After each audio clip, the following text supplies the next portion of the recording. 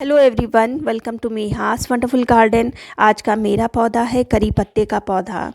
अगर आपका भी पौधा बिल्कुल पीला हो चुका है, पत्तियां पीली पीली सी होके गिर रही हैं, बिल्कुल झाड़ जैसा प्लांट हो गया है, तो आपको क्या करना है, क्या चीज़ मिट्टी में डालनी है जिससे इस पर नए फुटाव तेज़ी से हों, साथ ही साथ ऊपर क्या चीज़ करनी है जिससे प्लांट घना हो, ये सब कुछ आप इस वीडियो में पाएंगे।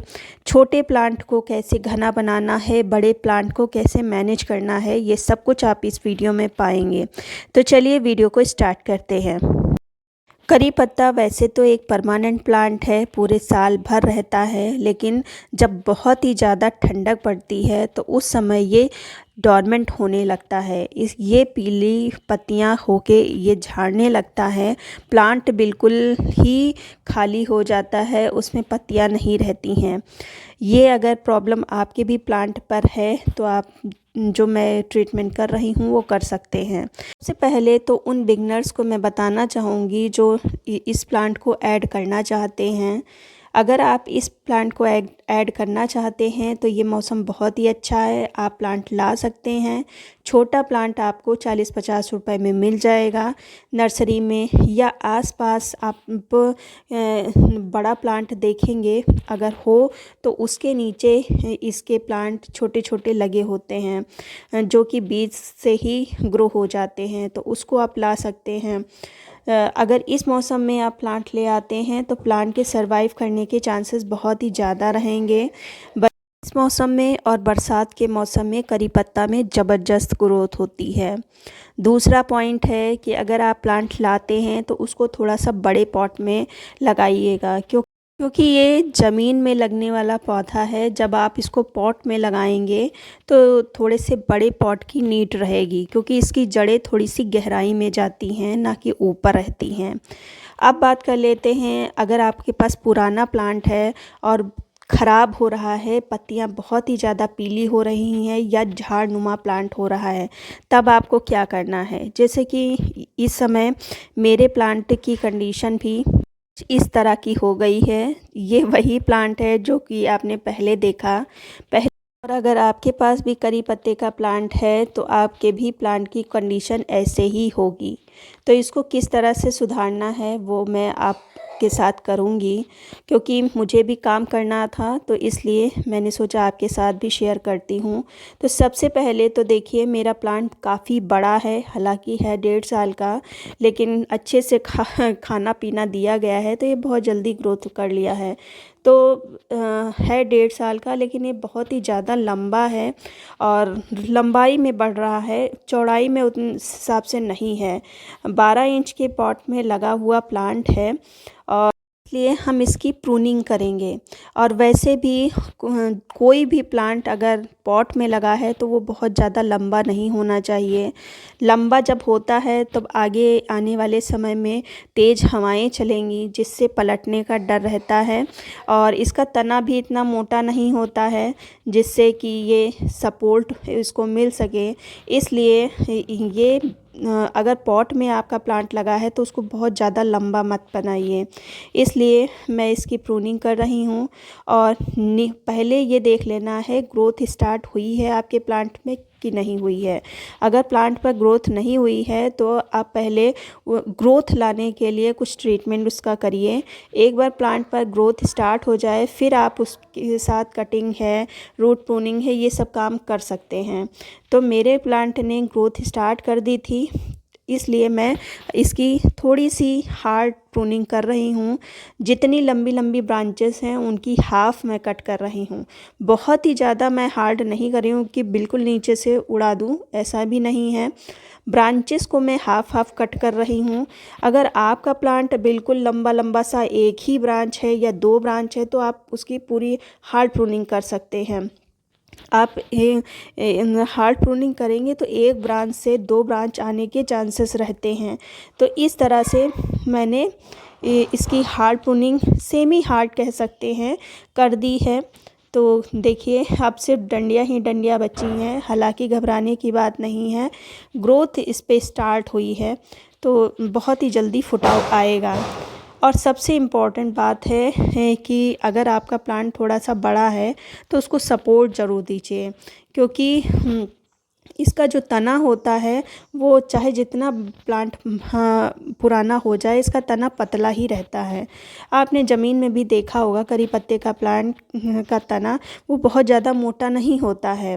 आगे हवाएं बहुत तेज़ चलने वाली हैं, तो इसलिए कुछ ना कुछ सपोर्ट दीजिए, इसको दीजिएगा। और दूसरा, अगर आप प्लांट लगाते हैं तो ग्रो बैग अगर हो सके तो उसका इस्तेमाल करिए। ग्रो बैग में रूट्स जो हैं ये बहुत अच्छे से डेवलप होती हैं, तो इन चीज़ों का आप ध्यान रखिए। अब जो काम करना है वो है मिट्टी से ध्यान आया, जब भी इस प्लांट को आप लगाएं तो मिट्टी बहुत ही अच्छी बनाएं, क्योंकि ये थोड़ी सी इसको मिट्टी मिलती है, तो अगर आप उसमें खूब अच्छे से न्यूट्रिएंट वगैरह डालते हैं तो बहुत ही तेज़ी से ये ग्रोथ करता है। तो इसलिए मिट्टी बहुत ही अच्छी बनाएं, फर्टाइल बनाएं।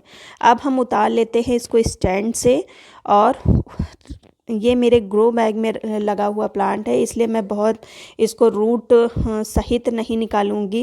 एक तो 1.5 ही साल पुराना प्लांट है, तो इसकी मिट्टी मुझे बदलना नहीं है, तो लगभग आधी मिट्टी हम इसकी निकाल लेते हैं पॉट से।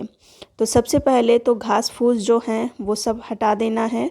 और देख रहे हैं मेरी मिट्टी सॉफ्ट ही है, ज़्यादा हार्ड नहीं है, क्योंकि लगभग 15-20 दिन पहले मैंने इस पे काम किया था। कुछ फर्टिलाइज़र डाली थी गुड़ाई करके, जिससे कि इसकी रूट थोड़ा सा सक्रिय हो गई थी।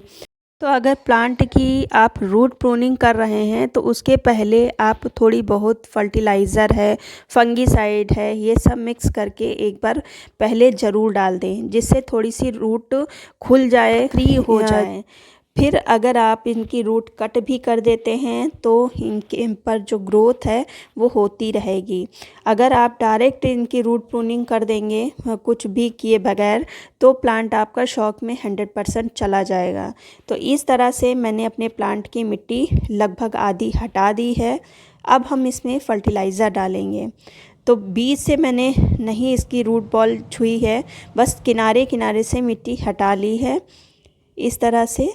और मिट्टी में देख रहे हैं बिल्कुल ही झस नहीं है, कंपोस्ट जो डाली थी वो सब ऑब्जर्व प्लांट ने कर लिया है।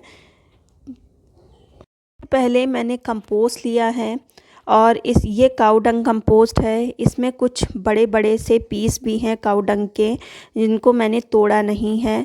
कुछ महीन है, कुछ बड़े पीस हैं। महीन तो तुरंत ऑब्ज़र्व हो जाएगा, लेकिन ये जो बड़े बड़े से पीस हैं ये स्लो रिलीज़ होते रहेंगे, तो इसलिए मैंने कुछ बड़े भी लिए हैं, कुछ छोटे भी लिए हैं। आपके पास काऊ डंग नहीं है तो कोई भी कंपोस्ट यूज़ कर सकते हैं, सभी बढ़िया हैं। बस काऊ डंग अगर ले रहे हैं तो ये ध्यान रखिएगा कि पुरानी होनी चाहिए। फिर जो दूसरी चीज़ें डालनी हैं वो एडिशनल चीज़ें हैं, उस डालते हैं तो प्लांट पर जो फुटाव है वो तेज़ी से होगा। पहली जो चीज़ है ये है जो नीम की खली होती है वो ली है, 2 चम्मच नीम की खली है। और जो दूसरी चीज़ है ये सरसों की खली है, ये भी 2 चम्मच है। तीसरा जो है ये डीएपी है, सरसों की खली है। इन सब जो चीज़ें हैं ये प्लांट पर फुटाव लाने के लिए बहुत ही अच्छी होती हैं। तो इन तीनों ही चीज़ों को हम करी पत्ते के प्लांट में डाल देंगे। अगर आप डीएपी का यूज़ नहीं करना चाहते करी पत्ता में तो आप स्किप भी कर सकते हैं। अभी प्लांट पर फुटाव लाने के लिए मैंने डाला है, फिर मैं इसका यूज़ नहीं करूँगी। एक बार फुटाव आ जाएगा तब मैं डीएपी का बिल्कुल भी यूज़ नहीं करूँगी। फिर इसको डालने के बाद हम मिट्टी से कवर कर देना है, पानी दे देना है। अगर आप चाहते हैं कि आपके प्लांट में जल्द से जल्द फुटाव आए तो आपको एक काम और करना है इनकी ब्रांचेस पर पानी से स्प्रे करना। ये चीज़ अगर आप 2-3 दिन भी कर ले जाते हैं तो इससे जो ये ब्रांचेस हैं ये थोड़ी से सॉफ्ट पड़ेंगी, जिससे कि फुटाव जल्दी आने में मदद होगा। तो इस तरह से आप कर सकते हैं। और फिर इसके बाद मिट्टी में खूब अच्छे से पानी दे देना है, जिससे नीचे तक ये पानी चला जाए इस तरह से। और ये जो कटिंग है, प्रूनिंग है, ये सब आपको शाम के टाइम ही करना है। मैं शाम के टाइम कर रही हूँ, लगभग 6 बज रहा है, उस समय मैं कर रही हूँ। तो अगर आप भी अपने प्लांट पर ढेर सारी ग्रोथ फटाफट चाहते हैं तो जो मैंने काम बताया वो आप फटाफट कर लें, तभी आपको ढेर सारी ग्रोथ करी पत्ते पर मिलेगी।